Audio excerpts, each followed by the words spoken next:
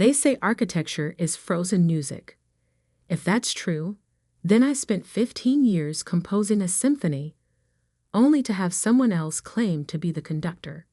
My name is Marcus Foster, and this is the story of how I lost everything I built, and how the very principles that my partner ridiculed became the key to the greatest project in our city's history. I still remember the day I first met David Reynolds. It was during a city planning meeting where I'd presented my vision for sustainable urban development. While others saw just another eco-friendly proposal, David saw potential. He approached me afterward, designer glasses perched on his nose, exuding the confidence that only old money could buy. Your integration of historical elements with modern sustainability is fascinating, he said, extending a manicured hand. Have you ever considered partnering with someone who could help scale your vision? At 32, I had already made a name for myself in sustainable architecture, but my small firm struggled to land the major projects that could truly showcase my ideas. David, with his connections and family name in real estate development, seemed like the perfect partner. If only I'd known then what that partnership would cost me. The early years of Foster and Reynolds Architects were everything I dreamed of. David's connections brought us high-profile clients, while my designs won us accolades. We grew from a team of 5 to 50 in just 3 years. Our office, once a modest studio in the Arts District, now occupied the entire 20th floor of a downtown high-rise, one I'd redesigned myself. Marcus, your attention to historical preservation while incorporating cutting-edge sustainability features is remarkable, Clara Martinez, the city's head of urban development, told me after we completed the renovation of the historic Grand Theater. It's rare to see someone balance progress with preservation so beautifully. That project had been particularly special to me. Instead of gutting the 1920s building like most developers wanted, I'd found ways to preserve its Art Deco charm while making it a model of energy efficiency. The solar panels were hidden seamlessly in the restored roof architecture, and the original marble lobby now concealed state-of-the-art thermal regulation systems.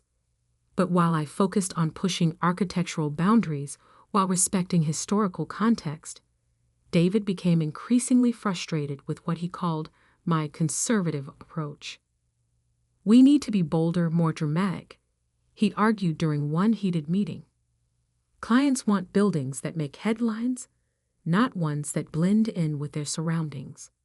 What David didn't understand, or chose not to understand, was that true innovation didn't always mean glass towers scratching the sky.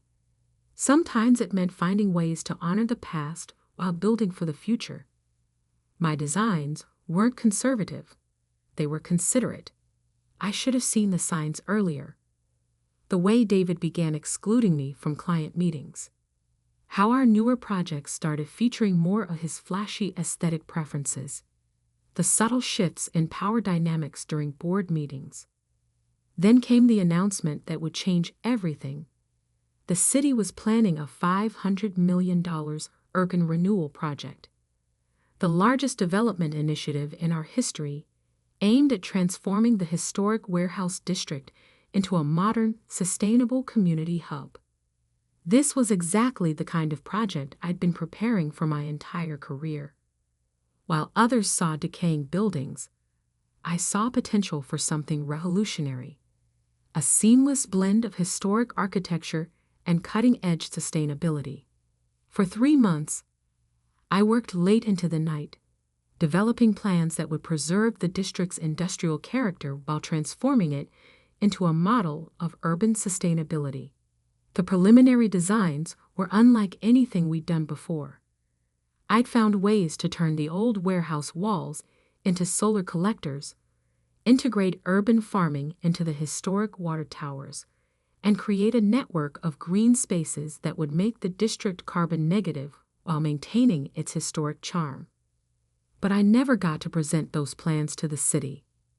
The morning of the initial proposal meeting, I arrived at the office to find David waiting with 2 security guards and our corporate lawyer. His designer glasses couldn't hide the cold calculation in his eyes. "Marcus," he said, his voice carrying across the empty office. "The board met last night. We've decided to take the firm in a new direction." I stood there, portfolio clutched in my hands, as he continued. "Your designs, while competent, are too conservative for where we need to go. The firm needs to evolve, and frankly, your attachment to historical preservation is holding us back." "The board?" I managed to say. "I'm a founding partner. There couldn't have been a board meeting without me." David's smile was all teeth. "Actually, if you check Section 7 of our partnership agreement, the one you signed when we restructured last year, you'll find that your voting rights were adjusted. You're out, Marcus. Security will help you pack your things." As I was escorted to my office, I could hear David on the phone, already rehearsing his pitch for the Warehouse District project. He thought he had won, thought he had stolen not just my firm, but my vision. What he didn't know was that I had seen this coming. Not the exact moment, perhaps, but I had sensed the shift in the wind. That's why the plans in my portfolio weren't the real ones. The true designs, the ones that would revolutionize urban renewal, were safely hidden away, along with evidence of every project David had tried to take credit for over the years. As I packed my personal items under the watchful eyes of security, I thought about the hidden safe in my home office, containing plans that would make the Warehouse District project the talk of the architectural world. David wanted bold. He had no idea what that word truly meant. I walked out of the building I'd helped design, past the sustainable features I'd carefully integrated into every floor. Tomorrow, when the city opened the project for bids, David would learn that true innovation doesn't always announce itself with glass and steel fanfare. Sometimes it whispers in the walls of buildings that have stood for 100 years, waiting for someone who knows how to make them sing again. And I was about to conduct a symphony that would change the face of our city forever. The security guard handed me a box of personal items as I reached the lobby. "Sorry about this, Mr. Foster," he said quietly. "For what it's worth, your renovation of this building is brilliant. The way you kept the old marble, but made it help cool the place. Genius." I smiled, thinking of the plans waiting in my safe. "Thank you, Mike. Sometimes the most revolutionary ideas are the ones you can't see at first glance." As I stepped out onto the street, my phone buzzed with a message from Clara Martinez. "Heard what happened. When you're ready to talk, I have some things you should know about the Warehouse District project. Some requirements that aren't in the public brief." I tucked the phone away, smiling slightly. David may have taken my firm, but he had forgotten the first rule of architecture. The strength of a building isn't in its facade, but in its foundation. And I had spent 15 years building foundations in this city that went far deeper than he could imagine. Tomorrow would be interesting indeed. The morning after my forced exit from Foster and Reynolds, I sat in my home office, surrounded by the architectural awards we'd won over the years. My fingers traced the embossed letters of the Sustainable Design Excellence Medal, the one David had accepted on the firm's behalf, while I was too busy working on the Warehouse District plans. A tap at my door interrupted my thoughts. "Come in," I called, recognizing Clara Martinez's distinctive knock. The city's head of urban development entered, carrying a thick folder and wearing an expression that meant business. "I brought coffee and inside information," she said, placing a cup on my desk. "Though I'm more interested in what's in that safe behind your Frank Lloyd Wright print." I raised an eyebrow. "How did you—" "Please, Marcus, I've been in urban development for 20 years. I know when someone's planning ahead. She settled into the chair across from me. David Reynolds just submitted Foster and Reynolds' bid for the warehouse project. Want to guess what his innovative design involves? Let me guess. Glass towers, floating gardens, and enough steel to build a battleship. Clara's laugh was sharp. Close. He's proposing to demolish 80% of the existing structures. Says it's the only way to achieve true modernization. I stood and walked to the right print, swinging it aside to reveal my walls safe. Then he clearly hasn't seen these. The plans I pulled out weren't just blueprints, they were a vision 15 years in the making. Every project I'd completed, every historical building I'd renovated, had been researched for this moment. I spread the drawings across my desk as Clara leaned forward, her eyes widening. Marcus, this is incredible. You found a way to preserve every historically significant building while exceeding the city's sustainability goals by 200%. I finished. Those old warehouses aren't obstacles to modernization. They're the key to it. I pulled out more documents, structural analyses, material studies, energy calculations. The brick walls of those warehouses, perfect thermal mass for passive heating and cooling. The old water towers, ideal for rainwater harvesting and vertical farming. The iron frameworks, ready-made support structures for solar arrays and wind energy systems. Clara studied the plans intently. This would cut construction costs by 40% compared to new construction. The Historical Preservation Committee would approve it instantly. But she hesitated.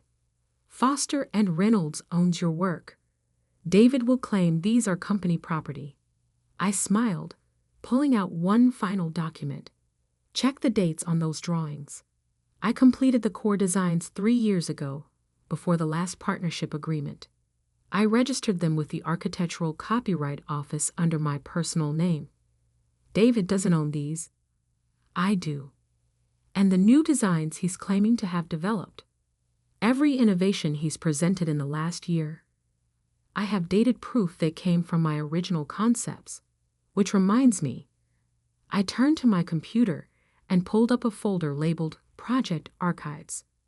For the past 2 years, I've documented every instance of David taking credit for my work. Emails where he claims my designs as his own. Meetings where he presented my innovations without crediting me. Even security footage from the office showing him taking files from my computer after hours. Clara whistled low. You've been preparing for this. I learned long ago that true architectural innovation isn't just about design. It's about foundation. David was so busy looking at flashy facades that he never bothered to check what I was building beneath the surface. Just then my phone buzzed. A message from Tom Zhang, my former head of sustainable systems. David's in full panic mode. The sustainability metrics in his proposal don't add up, and the Historical Commission is asking questions he can't answer. Clara stood, gathering the plans carefully. The city's hosting a public forum on the warehouse project next week. All qualified architects can present alternative proposals. She paused at the door. The Historical Commission, Environmental Council, and Urban Planning Board will all be there, just in case you're interested. After she left, I spent hours refining my presentation. The plans were solid, but I needed more than just superior design to win. I needed to expose David's pattern of theft while presenting an alternative that was undeniably better. My phone kept buzzing with updates from former colleagues. David was scrambling, trying to justify his demolition-heavy approach. The Historical Commission was pushing back hard, and environmental groups were organizing protests against the destruction of the historic district. Late that night, as I reviewed the final details of my proposal, I received an unexpected email from David himself. Marcus, perhaps we were hasty in our recent decisions. Your experience with historical preservation could be valuable for the warehouse project. Would you consider a consulting role? David. I smiled, thinking of the presentation I was preparing. David wasn't offering an olive branch. He was trying to get legal access to my designs. What he didn't realize was that the biggest threat to his plans wasn't in my blueprints. It was in his own actions over the past year. The next morning, I had meetings with 3 different architectural firms, all interested in partnering on my warehouse district proposal. But I had something else in mind. I'm not looking for a partner, I told them. I'm looking for witnesses. Each firm had worked with Foster and Reynolds over the past year. Each had seen David present my designs as his own, and each had kept records, emails, meeting minutes, project documents, proving who the real innovator was. By week's end, I had assembled a coalition of the city's top architectural talents, all willing to testify about David's pattern of design theft. But more importantly, each brought unique expertise that would strengthen my warehouse district proposal. Sarah Chen from Green Park Solutions would oversee the vertical farming integration. Michael O'Brien's historical restoration firm would handle the preservation aspects. And Maria Rodriguez, whose sustainable energy company had worked on my past projects, would implement the renewable systems. Together, we spent the weekend refining the presentation, ensuring every detail was perfect. My original designs were already revolutionary. With their added expertise, they became undeniable. The night before the public forum, I received another message from David, this one less cordial. Whatever you're planning, remember who has the resources to fight a legal battle. Don't do anything foolish. I thought about the thick folder of evidence in my safe, the testimonies from industry leaders, and the dated blueprints that proved every innovation he'd claimed was mine. David had resources, yes, but I had truth and a design that would change our city forever. Tomorrow, at the public forum, David would learn what true architectural innovation looked like, and it wouldn't come with a glass facade or a steel frame. It would come with the weight of history, the power of sustainability, and the undeniable proof that the best designs don't always shout. Sometimes they whisper from within 100-year-old walls, waiting for someone who knows how to make them sing. I closed my laptop and walked to the window, looking out over the warehouse district. In the fading light, those old buildings stood like silent sentinels, their brick walls holding a century of stories. By this time tomorrow, they'd be holding the future too. The stage was set. The foundations were laid, and I was about to show David Reynolds what conservative design really meant. The City Hall auditorium buzzed with anticipation on the morning of the public forum. Developers, architects, preservationists, and community leaders filled every seat. I sat quietly in the back row, watching David Reynolds stride confidently to the stage for Foster and Reynolds' presentation. "Ladies and gentlemen," he began, his designer glasses catching the spotlight. "Today I present a vision that will transform our warehouse district into a beacon of modern architecture." The massive screen behind him lit up with renderings of glass towers and elevated gardens, exactly what I'd expected. I glanced at Clara Martinez, who sat with the city council. She met my eyes briefly, her expression neutral, but her slight nod speaking volumes. By removing these outdated structures, David continued, gesturing to photos of the historic warehouses, we make way for true innovation. Our design will. "Excuse me," an elderly woman in the front row interrupted. Rose Thompson, head of the Historical Society. Are you suggesting the complete demolition of buildings that have stood for over a century? David's smile tightened. Sometimes progress requires bold choices, Mrs. Thompson. These buildings, while charming, cannot meet modern sustainability requirements without. Actually, another voice cut in, those buildings have excellent thermal properties. Michael O'Brien, my historical restoration partner, stood up. Their brick construction and existing framework could be integral to any sustainability solution. I watched David's confidence waver slightly as more experts in the audience began questioning his assumptions. The sustainability metrics in his proposal didn't add up. The construction costs seemed unnecessarily inflated. The energy efficiency projections appeared overly optimistic.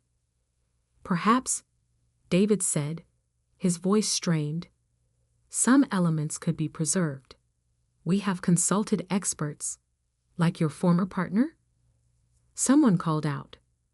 The one who actually designed your last 3 innovative projects.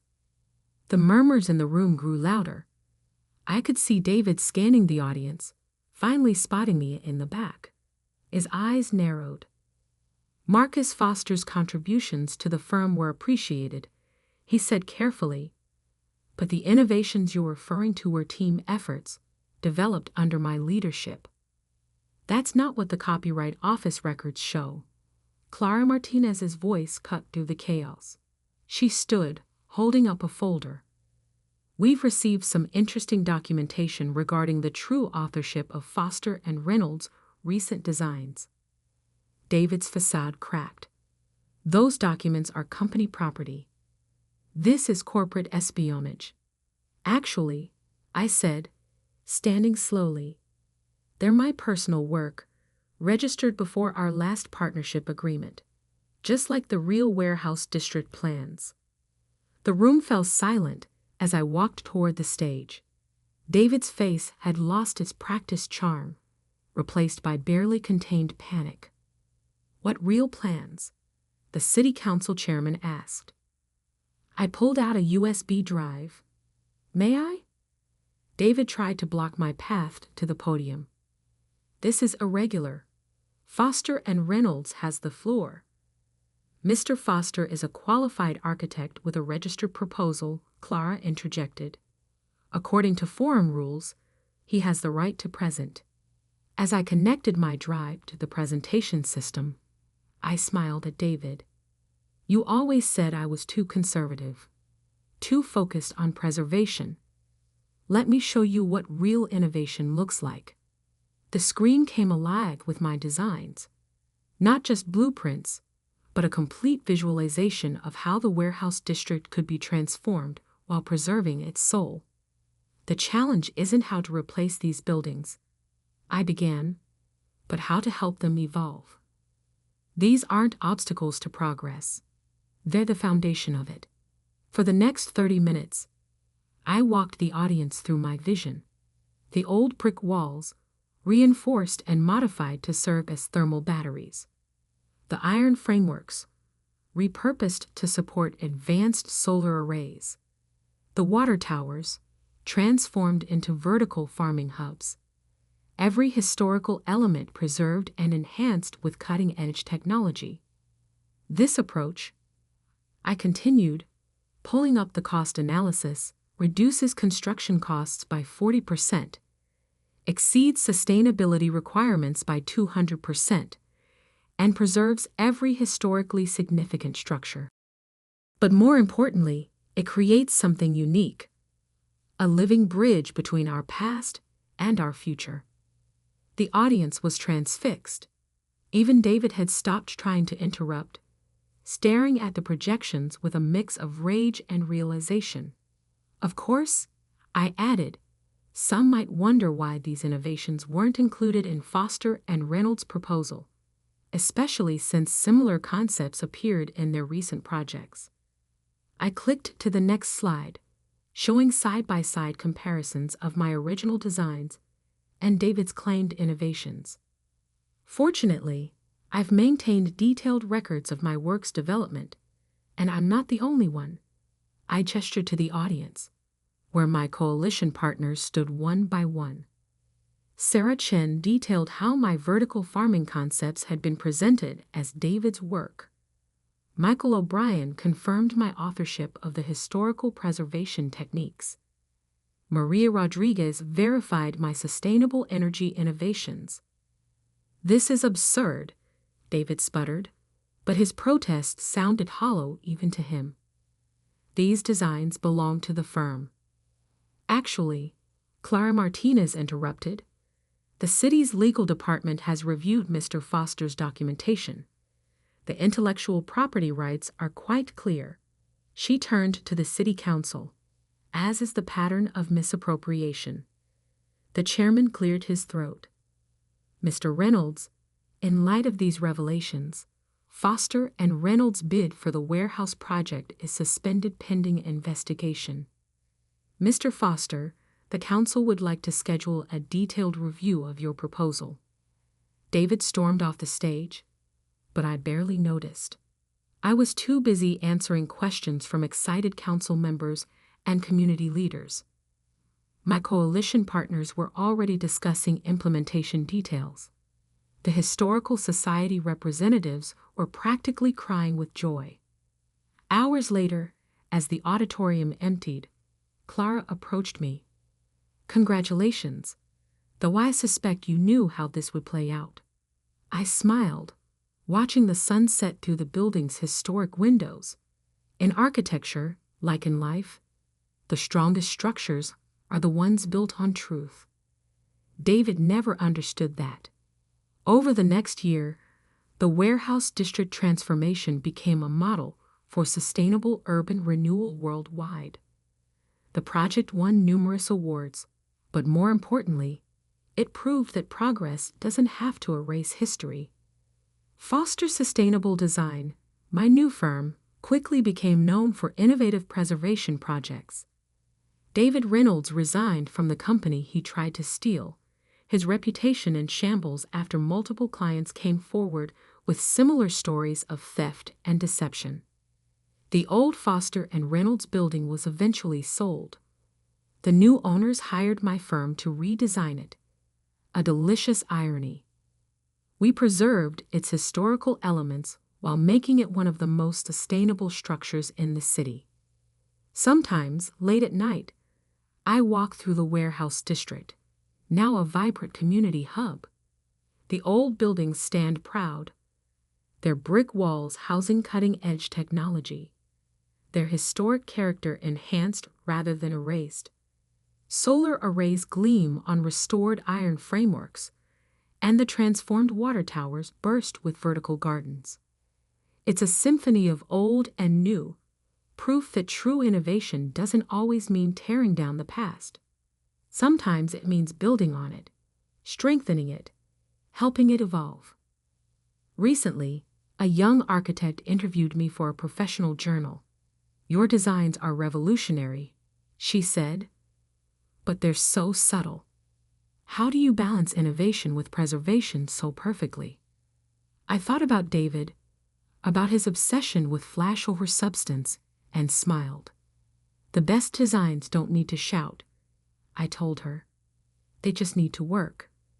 And sometimes, the most revolutionary ideas are the ones that respect what came before. As I left the interview, my phone buzzed with a message from Clara. The city was planning an even bigger renewal project, this time focusing on the historic downtown district. The message ended with a question. "Ready to make history again?" I looked up at the warehouse district's restored water tower, now a gleaming beacon of sustainable urban design, and smiled. In architecture, as in revenge, the best plans aren't about destruction. They're about transformation, about taking what exists and making it better, stronger, more than anyone thought possible. David had called my designs conservative because he could only see the surface. He never understood that true innovation often lies in the foundations, in the careful integration of past and future, in the quiet strength of buildings that have stood for 100 years, and will now stand for 100 more. My phone buzzed again. Another message from Clara. Planning meeting tomorrow. Bring those revolutionary conservative designs of yours. I texted back a quick reply. Some people build glass towers that reach for the sky. I prefer to build bridges between yesterday and tomorrow. After all, that's what real architects do. We don't just design buildings. We design futures that honor the past. And sometimes, if we're very careful and very lucky, we get to prove that the best way to move forward isn't always to tear everything down. Sometimes it's about seeing the strength in what already stands and helping it rise to new heights. David never understood that. But then again, he never really understood architecture at all. The smell of vanilla and cinnamon always takes me back to those early mornings at Sullivan's Diner, watching Mom work her magic at the griddle. I'm Sophia Sullivan, and this is the story of how my brothers tried to erase our mother's legacy and how a weathered recipe book changed everything. A restaurant is more than just food, Mom used to say, whisking batter in the pre-dawn light. It's memories made around a table, stories told over coffee, comfort served on a plate. She'd demonstrate each recipe with graceful precision, adding pinches of spices without measuring, creating dishes that made our little diner the heart of downtown Mill Creek for 40 years. My brothers, Michael and James, never understood that. They saw the worn vinyl booths, the decades-old coffee machines, the cracked tile floor that Mom refused to replace because it had character. They didn't see what I saw. The history in every scratch, the love in every recipe, the magic that made ordinary ingredients extraordinary. I practically grew up in that kitchen, watching Mom transform simple ingredients into dishes that people drove hours to taste. Her blueberry pancakes weren't just breakfast. They were clouds of perfection that made food critics write poetry. Her chicken pot pie had a crust so flaky it made pastry chefs weep. And her mysterious sunshine sauce had customers begging for the recipe for decades. Family secrets stay in the family, she'd always say with a wink, adding another unmarked ingredient to the sauce that made everything it touched taste like heaven. While my brothers escaped to college and corporate jobs, I stayed, learning every recipe, every technique, every secret that made our diner special. Mom never wrote anything down, or so I thought. It's all up here, she'd say, tapping her temple. When you cook with love, measurements are just suggestions. The day Mom passed away, 6 months ago, the diner lost its song. The morning rush felt hollow without her voice calling out orders. The kitchen seemed too big without her presence. But I kept cooking, kept serving, kept her spirit alive through every dish that left the kitchen. Michael and James showed up for the funeral in their expensive suits, made appropriate sad faces, then disappeared back to their lives, leaving me to handle everything. The only time they called was to complain about the diner's outdated image and limited profit potential. It's a money pit, Sophia, Michael would say during his rare visits.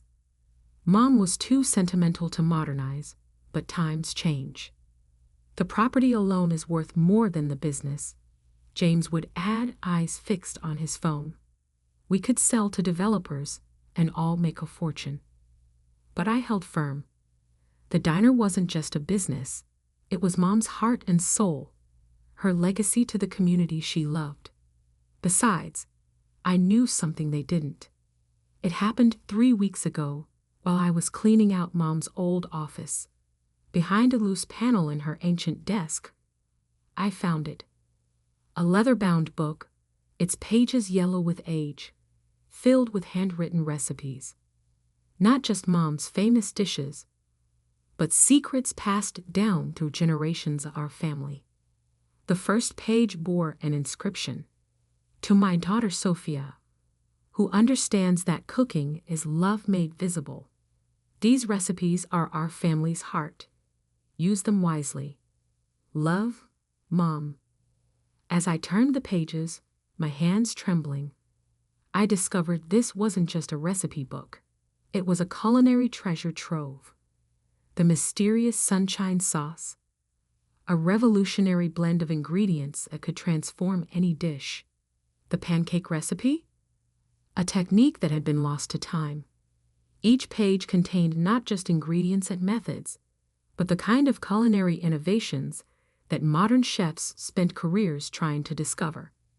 I was still processing this discovery when James and Michael burst into the diner yesterday morning, matching smirks on their faces.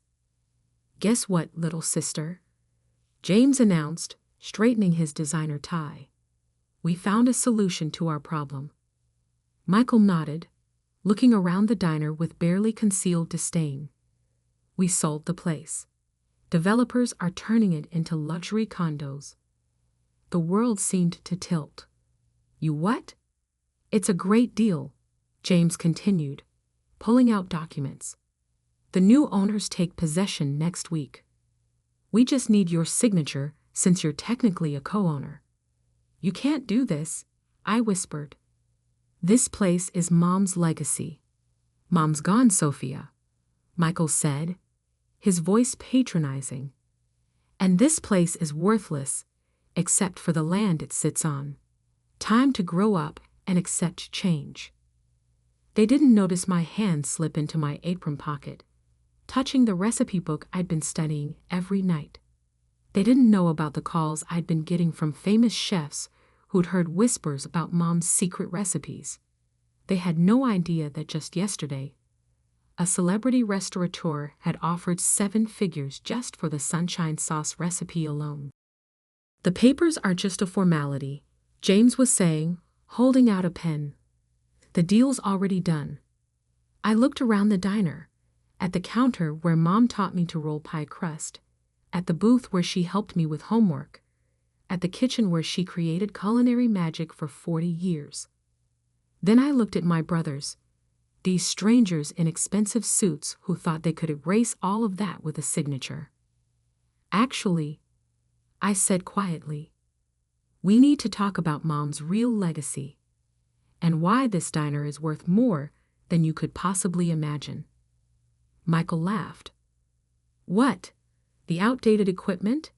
The ancient recipes?" I smiled, thinking of the book in my pocket, of the offers already coming in, of the look that would soon replace those smirks on my brothers' faces. "Let me make you boys some coffee," I said, heading to the kitchen. "And then I'll show you exactly what Mom left behind." The morning sun streamed through the diner's windows, catching the steam from the coffee maker, creating a halo effect around the worn counter. Mom always said the best revenge is served like the best meals, with perfect timing and just the right ingredients. I was about to show my brothers just how right she was. I set 3 cups of coffee on the corner booth table, watching steam rise as my brothers impatiently checked their phones. The morning sun painted shadows through the vintage Sullivan's Diner window sign, creating patterns on the worn tabletop, the same table where Mom used to test her new recipes. "Can we hurry this up?" Michael drummed his fingers on his leather portfolio. "Some of us have real jobs to get to." "Funny you should mention real jobs," I said, sliding into the booth. "Tell me, how much did these developers offer for the diner?" James smirked. $2 million. Far more than this outdated greasy spoon is worth. I pulled out my phone, opening an email I'd received yesterday. Interesting, because Marco Romano just offered me $3 million for a single recipe. The silence that followed was delicious. Marco Romano, the celebrity chef with 17 restaurants and his own cooking empire, was a name even my corporately obsessed brothers recognized. "You're lying," Michael finally managed. I slid my phone across the table. They huddled over it, reading the email from Romano's business manager. Their faces paled as they reached the dollar figure. This is a joke," James stammered. Romano wouldn't. "Oh, that's just for the sunshine sauce recipe," I continued casually, sipping my coffee. "He hasn't even heard about the pancakes yet, or the pie crust technique that Gordon Walsh called revolutionary when he dined here last week." Gordon Walsh, the 3-star Michelin chef? Michael's coffee cup froze halfway to his mouth. I nodded. Turns out Mom's outdated recipes are quite valuable to the right people. I reached into my apron and pulled out the leather-bound book, especially when they're part of a collection that spans 3 generations of culinary innovation. Their eyes locked onto the book like sharks scenting blood. I could practically see dollar signs reflecting in their designer glasses.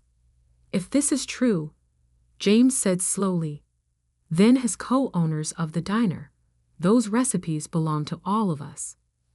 "Actually," I countered, "Mom left the book specifically to me. Check the inscription." They read Mom's handwritten note, their expressions darkening. "This doesn't change anything," Michael snapped. "The sale agreement is already unsigned." I cut in. "And incomplete without my approval. But here's what you don't understand. The recipes are just the beginning." I pulled out my laptop, opening the files I'd prepared. Over the past 3 weeks, since finding Mom's book, I've been documenting everything. Testing recipes, recording techniques, upgrading equipment. And people have noticed. I showed them the reservations list, packed solid for the next 6 months. The write-ups in food blogs. The messages from celebrity chefs and restaurant critics begging for tables. Last Tuesday, Anthony Chin from Taste Masters came in disguised to try Mom's pot pie. He called it, and I quote, "a masterclass in comfort food elevation that makes modern molecular gastronomy look like amateur hour." "That's impossible," James protested. "This is just a diner." "No," I corrected him. "This is a culinary legacy. Mom wasn't just cooking, she was innovating. That sunshine sauce, it's a completely unique process that creates flavors nobody has been able to replicate. The pancake recipe? It involves a technique that professional chefs have been trying to figure out for decades." I opened another email. The Food Network wants to feature us in their Hidden Gems series. The Culinary Institute of America is interested in documenting Mom's techniques for their archives, and 3 different restaurant groups have approached me about franchise opportunities. Michael leaned forward, his business instincts finally engaging. "How much are we talking about?" "The recipes alone? Industry experts value them at 8 figures. The diner, with its established brand and growing reputation, add another 0. But the developers," James began, "can find another location." I finished. "This spot, this diner, with its history and its secrets, it's worth more than any luxury condo project." I pulled out a folder of my own. "So here's my offer. I'll buy out your shares. Fair market value, based on current professional assessments of the business's potential. You walk away with more than your developer deal would have paid, and I keep Mom's legacy alive. Or," Michael's eyes narrowed, "or I go public with everything. The secret recipes, the celebrity chef endorsements, the franchise potential. Watch how fast your $2 million deal evaporates when developers realize what they're trying to tear down." James reached for the recipe book. I pulled it back smoothly. "The book stays with me. Mom's orders." "This is blackmail," he sputtered. "No," I corrected. "This is business. Isn't that what you've been telling me to learn about?" My phone buzzed. Another message from Marco Romano's team. They were raising their offer for the sunshine sauce recipe to $4 million. Take the night to think about it, I said, standing up. I have a diner to run. Oh, and you might want to stay for breakfast. The food critics from the Times are coming in to try Mom's blueberry pancakes. Apparently, they've heard some interesting rumors about a secret ingredient that changes the entire structure of the batter. I headed to the kitchen, leaving them staring at their phones, frantically Googling recent reviews of Sullivan's Diner. Through the service window, I could see them huddled together, whispering urgently, their developer's contract forgotten on the table. Opening Mom's recipe book to the pancake page, I smiled at her handwritten notes in the margins. The secret isn't in the ingredients, Sophia. It's in knowing how precious things are and protecting them. The morning crew was arriving, tying on their aprons. The prep list for today included 3 of Mom's signature dishes that food critics had been raving about. Soon, the diner would be full of regular customers and culinary professionals, all drawn by the magic that my brothers had dismissed as worthless. I fired up the griddle, the same one Mom had cooked on for decades. As the surface heated, I swore I could hear her laugh, proud and strong, echoing through her kitchen. The battle wasn't over.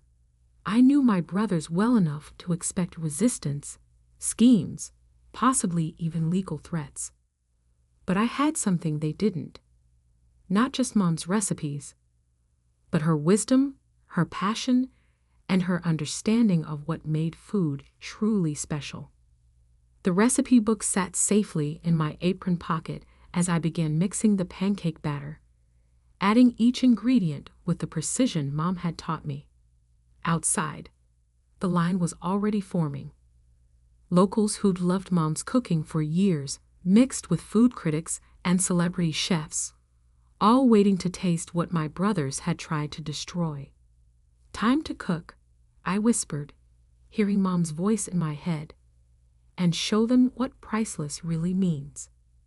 The next morning, Sullivan's Diner hummed with an energy I hadn't felt since Mom passed. Every table was full. Regular customers mixed with food critics, celebrity chefs trying to decode our recipes, and even a few nervous-looking real estate developers. I was plating Mom's signature pancakes when my brother stormed in, wielding folders of legal documents and matching scowls. "This ends now," Michael announced, slapping a stack of papers on the counter. We had our lawyers look everything over. As majority shareholders. Actually, a smooth voice interrupted, you might want to review the original ownership documents again. Marco Romano himself stood from his booth, cutting an impressive figure in his chef's whites. The celebrity chef approached the counter, dozens of phones recording his every move. "You see," he continued, "your mother was quite clever with her business structure. Sophia isn't just a co-owner. She's the controlling partner of the restaurant's intellectual property, including," he smiled, "all recipes and techniques developed on these premises." James fumbled through his papers. "That's impossible." We checked. "Page 6, subsection C," I said quietly, sliding a highlighted document across the counter. "Mom added it during the last revision 5 years ago. You both signed off on it without reading, too busy with your real jobs to pay attention to diner paperwork." Michael's face turned an interesting shade of red. "This is ridiculous. It's just a bunch of old recipes." "Old recipes?" Gordon Walsh stood up from another booth, his 3 Michelin stars practically gleaming. "Young man, your mother invented a sauce stabilization technique that revolutionizes flavor profiles. That single innovation is worth millions in the current market. And the pancake methodology?" Anthony Chin emerged from the kitchen, where he'd been observing our breakfast prep. It completely reinvents the relationship between protein structures and heat application. I've offered 7 figures just for that process alone. My brothers stared as more culinary celebrities revealed themselves among the diners. The Food Network crew, filming discreetly in the corner, captured everything.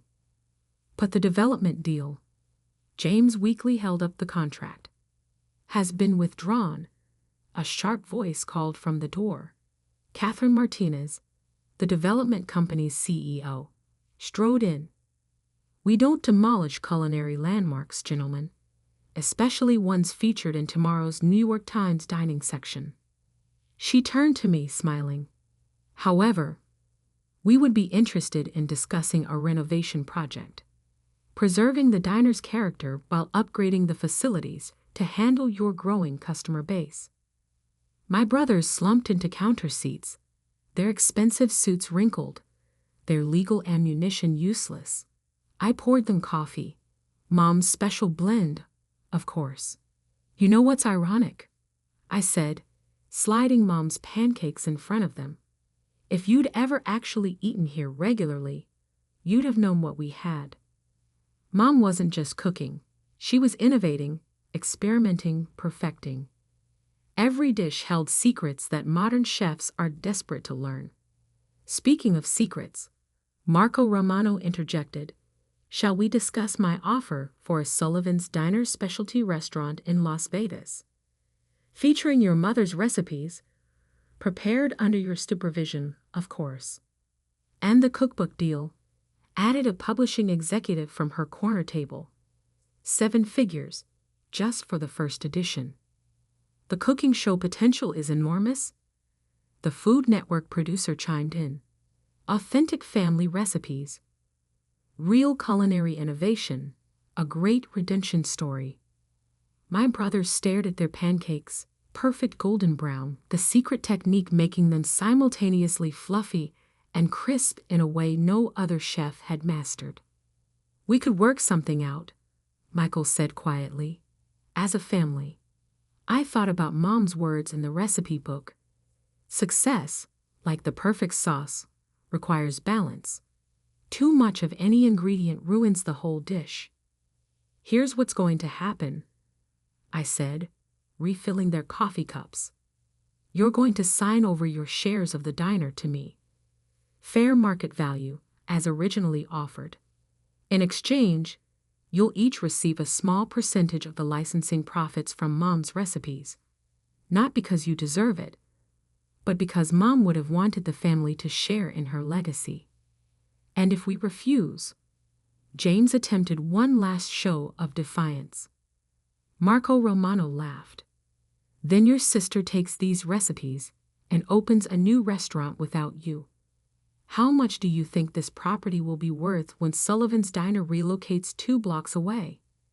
They signed the papers within the hour. 1 year later, Sullivan's Diner celebrated its reopening. The renovation had been perfect, maintaining the classic feel while modernizing the kitchen and expanding the seating. The original booths were reupholstered, the vintage sign restored, the character preserved, but enhanced. We now serve over 1,000 customers daily. The waiting list for dinner reservations is months long. 3 nights a week, I teach cooking classes, sharing some of Mom's simpler recipes with aspiring chefs. The more revolutionary techniques are being documented by culinary institutes, ensuring Mom's innovations will educate future generations. The Las Vegas restaurant opens next month. The cookbook is already a bestseller. The Food Network series, Sullivan's Secret Recipes, debuts in the fall. Michael and James. They come around occasionally, usually when the quarterly profit shares are distributed. They even eat here sometimes, finally learning to appreciate what Mom created. Last week, I caught Michael trying to reverse engineer the sunshine sauce recipe. I just smiled. Some secrets aren't meant to be cracked. Mom's recipe book sits in a place of honor behind the counter, in a custom display case. Next to it stands her old whisk, the one she used to make the pancake batter every morning for 40 years. Sometimes, when I'm in the kitchen before dawn, mixing those same ingredients, I swear I can hear her voice. The secret ingredient isn't in the pantry, Sophia. It's in knowing what you have, fighting for what matters, and remembering that the best recipes aren't just about food. They're about love. Just yesterday, a young girl sat at the counter, watching me cook with wide eyes, just like I used to watch Mom. Her mother told me they'd driven 6 hours just to eat here. "How do you make everything taste so special?" the girl asked. I thought about the recipe book, about Mom's legacy, about the magic that happens when passion meets innovation, about how my brothers almost destroyed something priceless because they couldn't see its true value. The real secret, I told her, sliding a perfect pancake onto her plate, is understanding that some things are worth more than money. Some things are worth fighting for. The diner filled with the breakfast rush, regulars, tourists, food critics, all drawn by recipes that had almost been lost. The griddle sizzled, coffee brewed, and the spirit of Sullivan's Diner lived on, stronger than ever. Mom would have loved it. After all, she always said the best revenge is served, not just with perfect timing and the right ingredients, but with a side of success that keeps on growing. As for that sunshine sauce recipe, it's still a secret. Some things, like Mom knew, are priceless, not because of what they're worth, but because of what they mean. And every morning, as I unlock the diner's doors and fire up the griddle, I smile, knowing that the real value of Sullivan's was never in its property or even its recipes. It was in the legacy of a woman who understood that true innovation doesn't always wear a fancy suit or come with a big price tag. Sometimes it wears an apron, works a humble griddle, and changes the world one perfectly cooked pancake at a time. 7 years at Thompson & Barrett Digital Marketing had taught me one thing. In this business, loyalty flows up, never down. I'm Olivia Mitchell, and this is the story of how my boss's attempt to replace me backfired in the most spectacular way possible. The Maxwell account needs the new campaign proposal by Friday, Robert Barrett announced, barely looking up from his phone as he strode past my desk. And I want you to bring Jessica up to speed on everything. She'll be taking point on client relations going forward. I glanced at the fresh-faced Jessica Stevens, standing in the doorway of our open-plan office in her perfectly tailored suit. She'd started 3 weeks ago, straight from her MBA program, carrying herself with the kind of confidence that comes from never having faced real failure. "Of course, Robert," I replied, keeping my voice neutral. "I'll make sure she understands all the nuances of the account." He paused, finally looking at me. "Good. The Maxwell Group is our biggest client. We can't afford any complications." The threat in his voice was clear. What Robert didn't know was that I'd seen this coming months ago. The signs were all there. Jessica's rushed hiring, the way Robert began excluding me from key meetings, the sudden restructuring of account management roles. Classic setup for my own planned obsolescence. But Robert had made one critical mistake. He'd forgotten how I'd built the Maxwell account from a small digital marketing contract into the agency's crown jewel. He'd forgotten the countless late nights I'd spent learning their business inside and out, the innovative campaigns that had doubled their market share, the personal relationships I'd cultivated with every key decision-maker in their organization. Most importantly, he'd forgotten about Thomas Maxwell EHI himself. "I hear Barrett hired some hotshot MBA to replace you," Thomas had said during our secret lunch meeting last month, his blue eyes sharp despite his grandfatherly appearance. "Interesting move, considering you're the reason we've stayed with Thompson and Barrett all these years. I'd sipped my water carefully. Business decisions are complex, Mr. Maxwell. He'd laughed, a sound like warm bourbon. Please, it's Tom. And some business decisions are simpler than others. He'd slid a folder across the table, like this one. Inside was an offer that would change everything. Partnership in Maxwell's new venture capital firm, heading their digital strategy division. The salary was triple what I made at Thompson and Barrett. The equity stake was worth even more. You've got vision, Olivia, Tom had said. You understand that digital marketing isn't just about trending hashtags and viral videos. It's about seeing patterns, predicting where markets are heading, and positioning clients ahead of the curve. That's what we need in our investment team. Now, watching Jessica settle into the desk Robert had positioned right next to mine, I thought about the other folder hidden in my desk drawer. The one containing every innovative strategy I'd developed for the Maxwell account over the years. Strategies I'd carefully documented as my personal intellectual property, created outside of work hours. So, Jessica chirped, should we start with the basic account overview? I smiled, remembering how Robert had preened when introducing her as a top MBA graduate with fresh perspectives. He'd conveniently forgotten to mention my own MBA, completed at night while working full-time, or my published articles on digital marketing innovation. Actually, I said, pulling up the Maxwell files, let's start with their market positioning strategy. It's complex. For the next 4 hours, I walked Jessica through layers of data, analytics, and strategic planning that made her eyes glaze over. Robert had hired her to replace me, but he hadn't considered one crucial detail. You can't replace 7 years of expertise with 3 weeks of orientation. This is a lot, Jessica admitted, staring at the campaign metrics spreadsheet. How do you keep track of all these moving parts? Experience, I said simply, and understanding that every number tells a story. My phone buzzed, a message from Tom Maxwell. Board meeting tomorrow, 10 a.m. Everything in place? I glanced at Robert's office, where he was undoubtedly planning my eventual exit. He thought he was orchestrating a smooth transition. He had no idea he was actually setting the stage for his own comeuppance.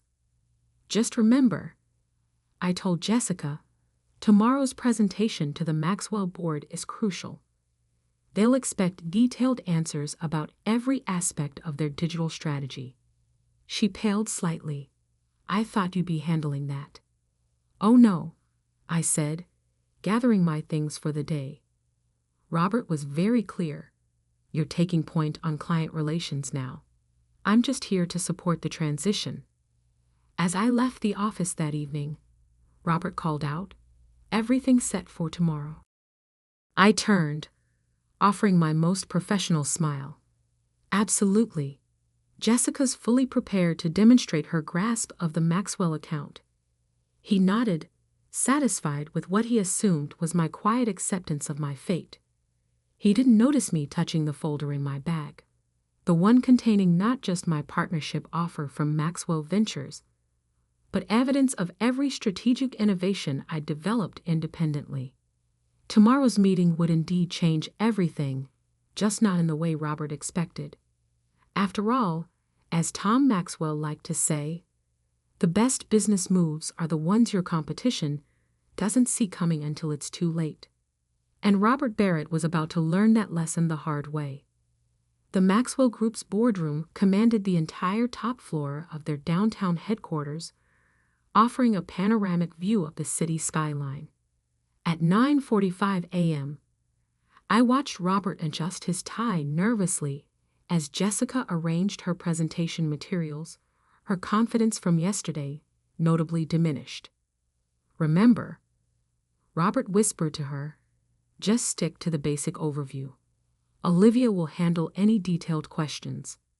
I suppressed a smile, thinking of the 3 calls I'd received from Jessica last night, each more panicked than the last, as she struggled to understand the complexities of the Maxwell account. Tom Maxwell entered precisely at 10 a.m., followed by his board of directors and their entire digital strategy team. I noticed several venture capital partners among them, faces I recognized from my secret meetings over the past month. "Good morning, everyone," Tom announced, taking his seat at the head of the table. "Today we're reviewing our digital marketing strategy and discussing some exciting new directions for the Maxwell Group." His eyes met mine briefly. "I understand Thompson and Barrett has some personnel changes to announce." Robert stepped forward eagerly. "Yes, Mr. Maxwell. We're excited to introduce Jessica Stevens, who'll be taking the lead on your account. She brings fresh perspectives from her top-tier MBA program and—" "Fascinating," Tom interrupted. "And Olivia? What will be her new role?"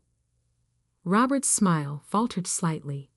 "Olivia will be transitioning to more of a support position, ensuring a smooth handover of responsibilities." "I see." Tom's expression gave nothing away. "Well then, Miss Stevens, please begin. I'm particularly interested in hearing your thoughts on our emerging market strategy." Jessica stood, smoothing her skirt. "Thank you, Mr. Maxwell. I've prepared an overview of our basic digital marketing approach." What followed was painful to watch. Jessica stumbled through generic marketing concepts, unable to answer specific questions about the Maxwell Group's unique market position. When the board CFO asked about the ROI metrics of the latest campaign, she froze completely. "Perhaps," Robert interjected, "Olivia can address some of these technical details." "Actually," Tom said, "I'd prefer to hear Ms. Stevens' understanding of our account. After all, she is taking the lead role." The next hour was a masterclass in professional demolition. Every question revealed another gap in Jessica's knowledge. Every attempt by Robert to intervene was smoothly blocked by Tom or other board members. "Let's discuss the Asian market expansion," one board member suggested. "Ms. Stevens, can you walk us through the localization strategy Olivia developed last quarter?" Jessica glanced desperately at her notes. "The localization strategy?" "Yes," Tom added, "the one that increased our Asian market share by 40% in 3 months. Surely Robert ensured you were briefed on that?" Robert's complexion had taken on an interesting shade of gray. He knew as well as I did that the Asian market strategy had been my personal project, developed using my own proprietary analysis methods. "I have those numbers right here," I offered, opening my laptop. "Along with something else the board might find interesting." I connected to the room's display system, bringing up a presentation I'd prepared for this exact moment. While reviewing our strategic documentation, I realized that many of our most successful campaigns were developed using methodologies I created independently, outside of my work at Thompson and Barrett. Robert's head snapped up. "What are you talking about?" "All work product belongs to the agency. Actually," I continued smoothly, "I've maintained careful records showing when and where each strategy was developed. My personal research and innovation, done on my own time, using my own resources." I pulled out a folder of notarized documents. "My lawyer has reviewed everything. These methods are my intellectual property." The room fell silent as the board members examined the documentation. Robert's attempt to speak was cut off by Tom's raised hand. "Very thorough, Olivia. But why bring this up now?" I clicked to the next slide, showing the performance metrics of campaigns using my methods versus traditional agency approaches. The difference was stark. Because the Maxwell Group deserves to know exactly what they're getting, or not getting, with this transition. These strategies, these innovations that drove your recent success, they're not part of the standard Thompson and Barrett playbook. They're mine. This is ridiculous, Robert sputtered. You can't just. Actually, she can, interrupted a new voice. Sarah Martinez, the board's legal counsel, had been quietly reviewing my documentation. These development timestamps and registrations are quite clear. Ms. Mitchell owns these methodologies. Which means, Tom added, his eyes twinkling, we need to discuss the future of our digital marketing strategy. All of it. Robert's face showed the first signs of real panic. The Maxwell account represented 40% of Thompson and Barrett's revenue. Without my strategies, without my relationship with the board, I think, Tom continued, we should take a brief recess. Robert, why don't you and Miss Stevens step out for a moment? Olivia, please stay. The board has some questions about your methodologies. As Robert and Jessica were escorted out, I caught a glimpse of their shell-shocked expressions. Through the boardroom's glass walls, I watched them huddle in the waiting area, Robert gesturing frantically as he pulled out his phone. Well played, Tom murmured as the board members chatted among themselves. Though I suspect Robert hasn't realized yet that this is just the opening move. I smiled, thinking of the partnership agreement in my briefcase, ready to be signed. Sometimes the best strategies aren't about the immediate victory. They're about positioning for what comes next, Tom finished, nodding approvingly.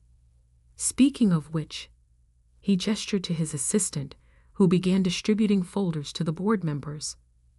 The Maxwell Group's logo was embossed on each folder, alongside the words, Digital Innovation Division. My new department, once everything was finalized. Through the glass, I could see Robert pacing, probably calling Thompson and Barrett's senior partners. He still thought this was about keeping the Maxwell account. He had no idea that in the next hour, his agency's entire digital strategy department, the one he'd built his reputation on, would be revealed as dependent on methods they no longer had the right to use. Tom stood, addressing the board. Shall we begin the real meeting? I opened my laptop, ready to present my vision for Maxwell's digital future. Robert had taught me one valuable lesson over the years. In business, like in chess, the winning move isn't the first one you make. It's all the moves you've planned after that. The next hour, in the Maxwell Group boardroom, redefined the word comprehensive. I walked the board through every aspect of my digital innovation strategy, not just marketing plans, but an entire ecosystem of digital transformation that would position Maxwell Ventures at the forefront of the industry. These algorithms don't just predict market trends, I explained, displaying complex data visualizations. They identify emerging opportunities before they become obvious to traditional analysts. That's how we achieved that 40% growth in Asia, by seeing patterns others missed. The board members were fully engaged, asking detailed questions about implementation timelines and resource requirements. Through the glass walls, I could see Robert still pacing, his phone practically glued to his ear. And you developed all of this independently? Sarah Martinez, the legal counsel, asked. Every bit, I confirmed, pulling up my documented development timeline. Nights, weekends, using my own resources. I knew these innovations were too valuable to simply hand over to an agency that didn't appreciate their potential. Tom Maxwell leaned forward. I think it's time we brought Robert back in. He should hear what comes next. When Robert and Jessica re-entered the boardroom, the change in atmosphere was palpable. The board members sat straighter. Their expressions hardened. This was the moment business empires pivoted on. Robert, Tom began, his voice carrying the weight of 40 years in corporate leadership, we've reviewed Olivia's presentation and documentation. The board has reached several conclusions. Robert tried to maintain his composure, but his tie had come slightly askew. Mr. Maxwell, if this is about the account leadership transition, I assure you, this is about far more than that. Tom cut in. We've determined that the majority of Thompson and Barrett's successful strategies for our account were developed using Olivia's proprietary methods. Methods that, as of this morning, you no longer have legal right to use. The blood drained from Robert's face. That's not possible. Our contract. Your contract, Sarah Martinez interjected, covers standard agency services. Ms. Mitchell's innovations were developed independently, properly documented, and legally protected. She owns them. Which means, Tom continued, every campaign, every strategy, every innovative approach that drove our success, you can't legally continue using them without her permission. Robert fell heavily into a chair. We can develop new methods, in time for the Asian market expansion, the European product launch, the digital transformation initiative. Tom shook his head. Those projects require immediate action, and from what we've seen today, your new team isn't equipped to handle even basic account management. Jessica, who had been silent throughout, suddenly stood. Mr. Maxwell, if I could just. Ms. Stevens, Tom said kindly, this isn't about you.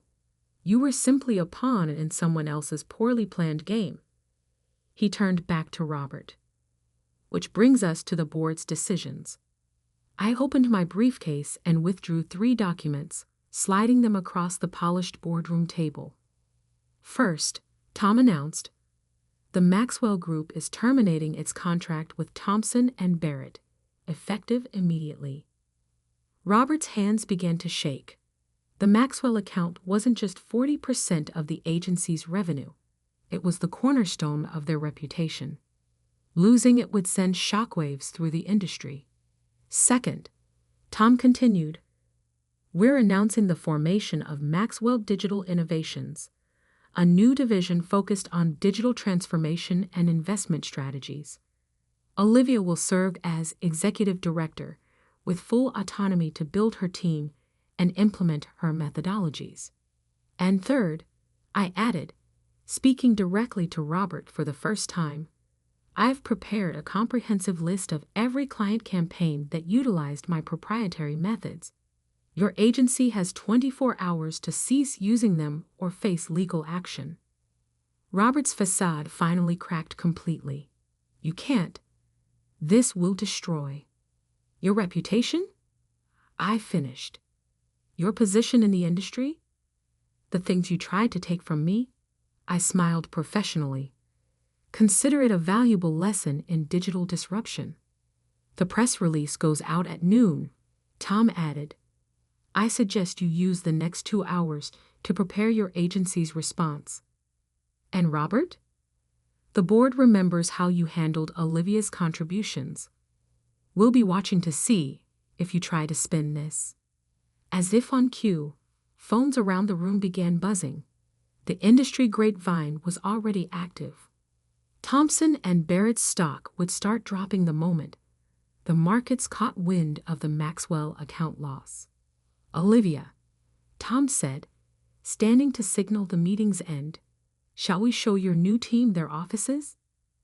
I gathered my materials, watching Robert slump in his chair, his career imploding in real time. Jessica had already slipped out, probably updating her LinkedIn profile. One more thing, I said, pausing at the door. Those strategy documents you asked Jessica to review yesterday? They were decoys. Simplified versions I created specifically for the transition. The real innovations, the ones that actually drove our success, those never left my personal files. The look of complete defeat on Robert's face was almost worth the 7 years of watching him take credit for my work. Almost. The next few weeks transformed the industry landscape. Maxwell Digital Innovations became the talk of the business world, with our innovative approaches attracting clients and talent from across the globe. Thomson & Barrett's stock fell 60% after losing not just the Maxwell account, but several other major clients who discovered their campaigns relied on my methods. Robert resigned 3 days after the board meeting, his reputation in tatters. Jessica landed at a smaller agency, hopefully wiser about being used as someone else's corporate pawn. And me. I built the kind of digital innovation powerhouse I'd always envisioned, surrounded by talented people who were valued for their contributions. 6 months later, I sat in my corner office, reviewing applications for our expanding team. A message popped up from Tom. Heard Robert's trying to launch a consulting firm. Should we be concerned? I smiled, thinking of the sophisticated digital strategies we were now developing, far beyond anything I'd created at Thomson & Barrett. No, I replied. He never understood that true innovation isn't about taking credit. It's about creating value. My new team was gathering for our morning strategy session. Through the glass walls of our modern offices, I could see them collaborating, sharing ideas, building on each other's insights. Every one of them had been carefully chosen not just for their skills, but for their integrity and collaborative spirit. The best revenge, Tom had said during our first official board meeting, isn't just succeeding. It's succeeding so spectacularly that your former critics become cautionary tales. Looking at the industry reports on my desk, Maxwell Digital Innovations now valued at 10 times Thomson & Barrett's peak. I had to agree. Robert had tried to sideline me, to take credit for my innovations, to replace me with someone he could control. Instead, he'd inadvertently pushed me to create something far beyond anything he could have imagined.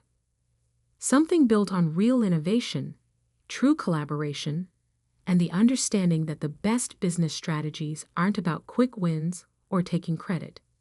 They're about building something that lasts. Last week, a junior analyst stopped by my office. I heard about what happened at your old agency, she said. How do you prevent something like that here? I showed her our innovation tracking system, where every team member's contributions were documented and credited, where collaboration was rewarded more highly than individual acclaim, where value was measured not by who could take credit, but by what we could create together.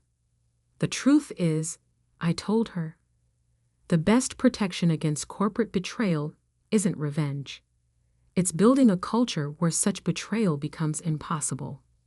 She nodded thoughtfully, then hesitated. And the rules about documenting our independent innovations. I smiled, thinking of that leather folder that had changed everything. Document everything. Protect your work. But most importantly, create something so valuable that anyone who tries to steal it only reveals their own limitations. As she left, I glanced at the framed article on my wall. Maxwell Digital Innovations, Redefining the Future of Digital Strategy. Below it sat a small plaque with the words that had become our division's unofficial motto. Innovation protected is power preserved. Innovation shared is power multiplied. Robert had taught me that lesson, though not in the way he intended. And somewhere out there, struggling to rebuild his career, he was still learning it.